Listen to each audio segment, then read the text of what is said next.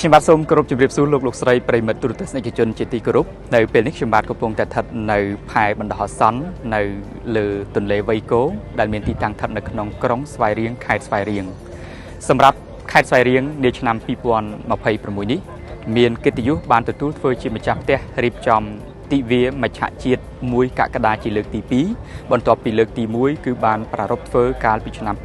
2011ក្រោមអធិបតីភាពដ៏ខ្ពង់ខ្ពស់សម្ដេចអគ្គមហាសេនាបតីតេជោហ៊ុនសែនអតីតនាយករដ្ឋមន្ត្រីបច្ចុប្បន្នជាប្រធានព្រឹទ្ធសភានៃព្រះរាជាណាចក្រកម្ពុជាឈានចូលដល់ឆ្នាំ2026នេះខេត្តស្វាយរៀងមានកិត្តិយសទទួលធ្វើជាម្ចាស់ផ្ទះម្ដងទៀតជាលើកទី2នៅក្នុងការរៀបចំទិវាមច្ឆជាតិ1កក្កដានាថ្ងៃទី1ខែកក្កដាឆ្នាំ2026នេះសូមជម្រាបដែរថាសម្រាប់ទិវាមច្ឆជាតិ1កក្កដាឆ្នាំនេះរាជរដ្ឋាភិបាលតាមរយៈក្រសួងកសិកម្មរុក្ខាប្រមាញ់និងនេសាទជាសេនាធិការមានគម្រោងនៅក្នុងការលេងវារីស័តរហូតដល់1.5 លានក្បាលចូលទៅក្នុងទន្លេវៃគោនៅក្នុងក្រុងស្វាយរៀងខេត្តស្វាយរៀងនេះយើងសូមជម្រាបថានៅមុនការប្រារព្ធពិធីទិវាមច្ឆជាតិ1កក្កដានេះនាល្ងាចថ្ងៃទី30ខែមិថុនាឆ្នាំ2026គឺស្ថាប័នពាក់ព័ន្ធ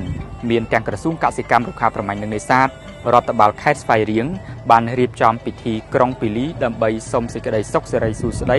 ឲ្យដំណើរការប្រព្រឹត្តទៅជោគជ័យនៃទិវាមច្ឆជាតិ1កក្កដានាថ្ងៃស្អែកនេះហើយសូមជម្រាបដែរថានៅក្នុងពិធីក្រុងពីលីនារសៀលនេះមានការអញ្ជើញចូលរួមជាអធិបតីដ៏ខ្ពង់ខ្ពស់ពីសំណាក់ឯកឧត្តមនាយឧត្តមសេនីយ៍សន្តិបណ្ឌិតយូសុនឡុងរដ្ឋមន្ត្រីប្រតិភូអមនាយករដ្ឋមន្ត្រីក៏ដូចជាមានការអញ្ជើញចូលរួមពីសំណាក់ឯកឧត្តមឌិតទីណារដ្ឋមន្ត្រីក្រសួងកសិកម្មរុក្ខាប្រមាញ់និងនេសាទហើយក៏មានការអញ្ជើញចូលរួមពីឯកឧត្តមពេងពោសាអភិបាលនៃគណៈអភិបាលខេត្តស្វាយរៀងរួមទាំងមន្ត្រីពាក់ព័ន្ធមួយចំនួនទៀតក៏ដូចជាមន្ត្រីរាជការនៃបណ្ដាមន្ទីរអង្គភាពនៃរដ្ឋបាលខេត្តស្វាយរៀងបានអញ្ជើញចូលរួមផងដែរបន្ទាប់ពីការក្រុងពីលីប្រព្រឹត្តទៅតាមប្រពៃណីនិងសាសនារួចមកគឺគណៈប្រតិភូរួមទាំងអាជ្ញាធរដែនដីបានអញ្ជើញចុះមកកាន់ទីផែនេះដើម្បីពិនិត្យមើលទីតាំងដែលត្រូវលេងវារីស័តនាថ្ងៃស្អែកនេះនៅក្នុងនោះយើងឃើញថាមានការរៀបចំជាទីផែក៏ដូចជាមានការរៀបចំជាកន្លែងសម្រាប់ស្តុកពូជវារីស័តជាច្រើនប្រភេទដោយដែលខ្ញុំបានលើកឡើងគឺមានរហូតដល់ជាង1.5 លានក្បាលឯណោះដែលនឹងត្រូវលេងនៅក្នុងទិវាមច្ឆជាតិ1កក្កដាឆ្នាំ2026នេះ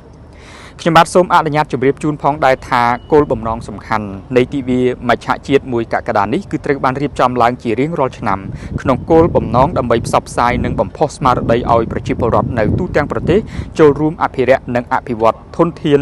ជលផលប្រកបដោយនិរន្តរភាពសម្ដៅបង្កើនស្តុកមច្ឆជាតិបំពេញសេចក្តីត្រូវការអាហារមូលដ្ឋានប្រចាំថ្ងៃ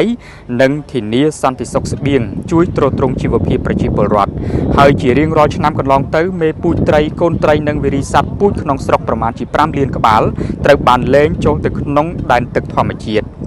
ទូរទស្សនិកជនជាទីគោរពនិងជាទីមេត្រីខ្ញុំបាទសូមអនុញ្ញាតជម្រាបជូនទូរទស្សនិកជនបានជ្រាបបន្ថែមថាទិវាមច្ឆជាតិ1កក្កដាឆ្នាំ2026នេះគឺមានរៀបចំជាមេពូជនិងកូនពូជវារីស័តសម្រាប់លេងនៅក្នុងទិវាមច្ឆជាតិ1កក្កដានេះចំនួន1.5 លានក្បាលមានដូចជាបង្កងត្រីគល់រាំងត្រីរាជត្រីខ្ចឹងត្រីដំរីត្រីក្រុមត្រីត្រសក់ត្រីកាហែត្រីឆ្ពិនត្រីប្រាត្រីពោត្រីក្រាញ់ត្រីអណ្ដែងទុនត្រីប្រលូងត្រីកន្ធរត្រីសណ្ដាយនិងត្រីផ្សេងទៀតរីឯប្រភេទវារីស័តផ្សេងទៀតមានដូចជាអណ្ដើក20ក្បាលកន្ធី10គីឡូក្រាមអន្ទង់20គីឡូក្រាមខ្យង15គីឡូក្រាមនិងក្រុមចំនួន20គីឡូក្រាមនេះគឺជាប្រភេទមេពូជក៏ដូចជាវារីស័តសរុបចំនួន1.5 លានក្បាលនឹងត្រូវលែងចូលទៅក្នុងប្រភពទឹកទន្លេវៃគោនៅក្នុងក្រុងស្វាយរៀងខេត្តស្វាយរៀងនៃយើងទូរទស្សនិកជនខ្ញុំបាទសូមអនុញ្ញាតជម្រាបជូនថានៅក្នុងនីតិកាលទី7នៃរដ្ឋសភានេះសម្ដេចមហាបវរធិបតីហ៊ុនម៉ាណែតជានាយករដ្ឋមន្ត្រីនៅតែបន្តរៀបចំទិវានេះ ពលគឺចាប់តាំងពីសម្ដេចបានឡើងកាន់តំណែងជានាយករដ្ឋមន្ត្រីសម្ដេចបានអញ្ជើញជាអធិបតីនៅក្នុងទិវាមច្ឆជាតិនេះបានចំនួន2លើករួចមកហើយដែលលើកទី1គឺនៅឆ្នាំ2024កាលនោះប្រារព្ធធ្វើនៅក្នុងភូមិសាស្ត្រខេត្តកំពង់ចាមលើកទី2គឺកាលពីថ្ងៃទី1ខែកក្កដាឆ្នាំ2025ប្រារព្ធធ្វើនៅឯប្រភពទឹកទន្លេបាទីក្នុងស្រុកបាទីខេត្តតាកែវនិងលើកទី3គឺនៅក្នុងទឹកដីក្រុងស្វាយរៀងខេត្តស្វាយរៀងនេះសូមជម្រាបដែរថាទូរទស្សន៍ជាតិកម្ពុជានឹងធ្វើការផ្សាយផ្ទាល់ទិដ្ឋភាពទាំងស្រុងពីពិធីទិវាមច្ឆជាតិ1កក្កដាឆ្នាំ2026នេះដើម្បីជូនដល់ទូរទស្សនិកជនបានស្វែងយល់ដូច្នេះសូមរងចាំតាមដានទស្សនាសូមអរគុណ